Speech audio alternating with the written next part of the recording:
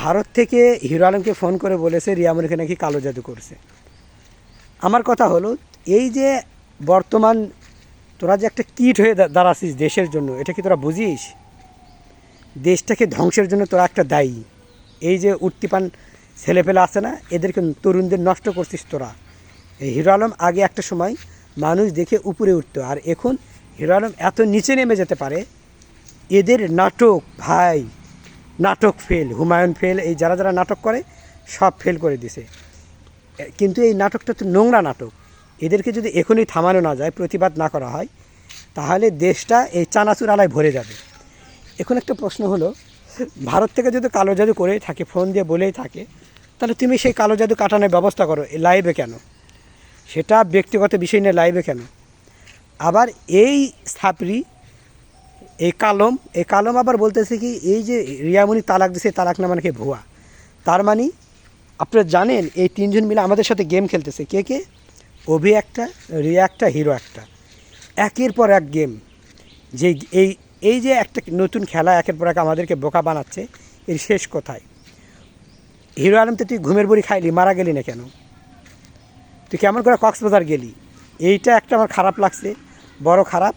তুই নাকি জানাজা তোর হবে, জানাজা হয়নি কেন? জানাজা হয়নি কেন? আরও আশ্চর্যজনক বিষয় হলো, ইদানিং আবার দেখা যাচ্ছে ওনাকে স্ট্রোক করেছে। এই স্ট্রোক করার পর একটা মানুষ এভাবে কথা বলতে পারে, তার তো মুখ বাঁকা হয়ে যেতে পারে, অনেক কিছু হতে পারে। সে তো যে পাওয়ারলিভাবে কথা বলতেছে, পাওয়ারফুল, এমনি তো এই এত মিসকে শয়তানের মতো। একটা মানুষ স্ট্রোক করার পর এভাবে কথা বলতে পারে, ওর কথার দ্বারা মনে হয় ওর আরও শক্তি ফিরে এসেছে। ওটা কি স্ট্রোক করা মানুষের আলামত? ও যেভাবে বক্তব্য দিচ্ছে, মানে একবারে মনেই হচ্ছে না ওকে দেখে স্ট্রোক করেছে। এগুলো হলো নাটক। নাটক বন্ধ কর। এই যে মানুষের মধ্যে একটা অশান্তি, তোদের জ্বালায় ইউটিউবে ঢোকা যাচ্ছে না। এই অভি, রিয়া আর হিরো আলম, এদের জ্বালায়। আমার কথা হলো, তুই তো কোরআন শরীফ সে শপথ খালি যে রিয়াকে নিবি না, তারপরে তালাক দিসনি কেন? বল, তোদের কাছে এই কসম, কোরআন, এগুলো কোনো মূল্য আছে, দাম আছে? একদম তোরা কোনো কসম খাবি না। সন্তানের মাথা খাওয়া কসম। এই কসম কি পান্তা ভাত যে তোরা যখন ইচ্ছা তখন খাবি? একটা কথা বলে দিচ্ছি, কোনো কসম তোরা খাবি না, কারণ কসমের মর্যাদা তোরা রক্ষা করতে পারিস না। আর ব্যক্তিগত বিষয় নিয়ে তোরা কী কাজ করিস সেই কাজ করবো ইউটিউবে, ব্যক্তিগত বিষয় ইউটিউবে আনিস না। মানে এই হিরো আলম একবার বাংলাদেশকে শেষ করে ছাড়লো। মানে আগে ভালো ছিল, এখন এতটা বাজে হয়ে গেছে যা বলার মতো না। একটা সময় একে নিয়ে আমিও গর্ব করতাম, আর এখন যদি মনে করি যে আমার এখন এই চোখের বিষ হয়ে গেছে এইসব কর্মকাণ্ড দেখতে দেখতে। কখনো বলে মিথিলাকে আমি বউ করব না, কখনো বলে ইতিকে বউ করব না। তুই মিথিলাকে ফোন দিয়ে যে ওই বাজে বাজে কথা সবাই সারা বাংলাদেশের লোক শুনলো, এটা কি তোর খুব মান ইজ্জত বাড়লো নাকি? আমার কথা, অভিকে ভালো লাগছে একটা সময় তুই বললি নিজেই যে যা, অভিকে ভালো লাগছে অভির কাছে যাও, ঠিক আছে, তুমি সেখানে সুখে শান্তিতে থাকো। তাই যদি হয়, তুই আবার আবার বলিস কেন ভুয়া তালাক দিছে? যেই তালাকই দিক, তুই তো কসম খাইছিলি যে রিয়া মনিকে তালাক দিবি, দিসনি কেন? কসম রাখতে পারবি না, সেগুলো কসম খাস কী জন্যে? নিজেই নাকি তুই এই রিয়াকে বারবার ধরিস অভির সাথে, তারপরেও এতবার ধরার পরেও তার কাছে যেতে চাস কেন? তুই আবার প্রমাণ দলিল আনিস কি? ছোটো বাচ্চা আছে, এই ওটা কি তোর জন্ম? রিয়ামনির স্বামী থাকা অবস্থা তুই যা জন্ম দিস, এটা তোর বাচ্চা। এই হিরো কালম এ আবার বলে বলে লেকচার দেয় কি জানেন? লেকচার দেয় যে বাচ্চার জন্য আমাকে বাবা ডাকে। এই ওর নিজের বাবা নেই? নিজের বাবা কি মা ডাকে? ও মায়ের চেয়ে মাসির দরদ বসো। রিয়া জানে না যে কোথায় থাকলে সে আরও ভালো থাকবে? রিয়ামনির যেহেতু হাজব্যান্ড ছিল, তার একটা বাচ্চা আছে, ভালোবাসে কথা, সে বাচ্চার বাবা জন্ম দিছে, তাকে বাদ দে, তোকে বাবা ডাকবে কেন? আর বাবা ডাকলে কি বাবা হয়?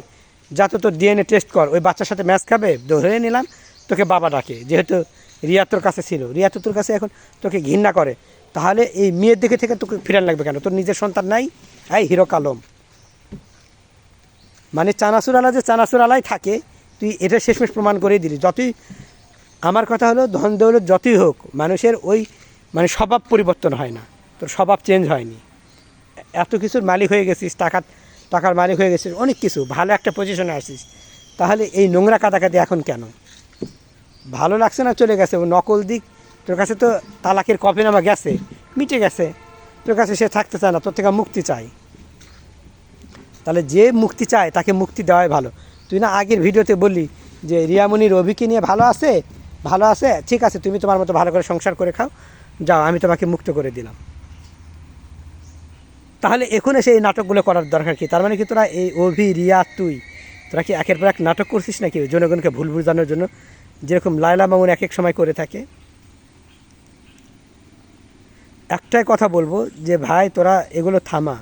তোদের দ্বারা মানুষ একটা সময়, যখন এই চানাচুরালা থেকে আজকে তুই এত বড় লোক হয়ে গেছিস, ধনী, ডুপ্লেক্স বাড়ির মালিক হয়ে গেছিস, আজকে সেই তুই আবার চানাচুরালার মতো, মানে তার চেয়েও নিচু নিচু মনের ব্যবহার শুরু করছিস।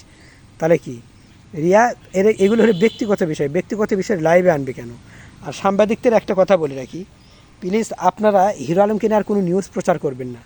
আর ব্যক্তিগতভাবে যদি এরা কোনো কিছু প্রচার করে যেগুলো নোংরা, এদের আমার মনে হয় যে এখানেই থামানো দরকার। এরা অনেক অনেক করছে, এদের নাটকের শেষ নেই। একবার ঘুমের বড়ি খালি রিয়া ছুটে এলো, নায়ক ঘুমের বড়ি খালে নায়িকা ছুটে এলো। কী ঘুমের বড়ি খালো? যখন নায়ককে চিকিৎসার জন্য ঢাকায় নেওয়া যাওয়া হচ্ছে, মাঝখানে আর ঘুম ভেঙে গেল, আর রিয়াকে নিয়ে কক্সবাজার চলে গেল।